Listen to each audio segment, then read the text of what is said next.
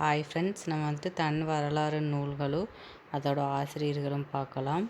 அடுத்து பாரதியார் வந்துட்டு சுயசரிதை எழுதியிருப்பாங்க கவிதை வடிவில். அதே மாதிரி வ.உ. சிதம்பரனாரும் வந்துட்டு சுயசரிதை அப்படிங்கிறது வந்துட்டு கவிதை வடிவில் வந்துட்டு எழுதியிருப்பாங்க.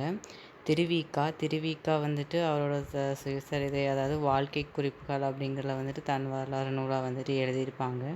நெக்ஸ்ட்டு வந்துட்டு உவே சாமிநாத ஐயர் வந்துட்டு என்னதுன்னா என் சரித்திரம் அப்படிங்கிறத வந்துட்டு அவரோடது.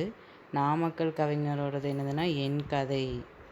மாப்போசி வந்துட்டு எனது போராட்டம் அப்படிங்கிற நூல் வந்துட்டு எழுதியிருப்பாங்க. எம்ஜிஆர் வந்துட்டு ஏன் பிறந்தேன் அப்படிங்கிற வந்துட்டு தன் வரலாறு நூல். பம்பல் சம்பந்த முதலியார் வந்துட்டு என் சுயசரிதை அப்படிங்கிறதுல வந்துட்டு தன் வரலாறு நூலாக வந்துட்டு எழுதியிருப்பாங்க. டி.கே. சண்முகம் வந்துட்டு எழுதின என்ன நூல்னால் எனது நாடக வாழ்க்கை அப்படிங்கிறது வந்துட்டு எழுதியிருப்பாங்க.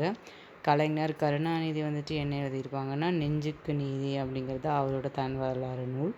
கண்ணதாசன் என்ன நூல் எழுதியிருப்பாங்கன்னா மணவாசம் அப்படிங்கிற 2 நூல் வந்துட்டு எழுதியிருப்பாங்க. நேத்து சுந்தரவடிவேலு எழுதின நூல் என்னென்னா நினைவு அலைகள் அப்படிங்கிறத வந்துட்டு அவரோடது. டாக்டர் சலீம் அலீம் வந்துட்டு என்ன எழுதியிருப்பாங்கன்னா சிட்டுக்குருவியின் வீழ்ச்சி, அதுதான் வந்துட்டு அவரோட தன் வரலாறு நூல்.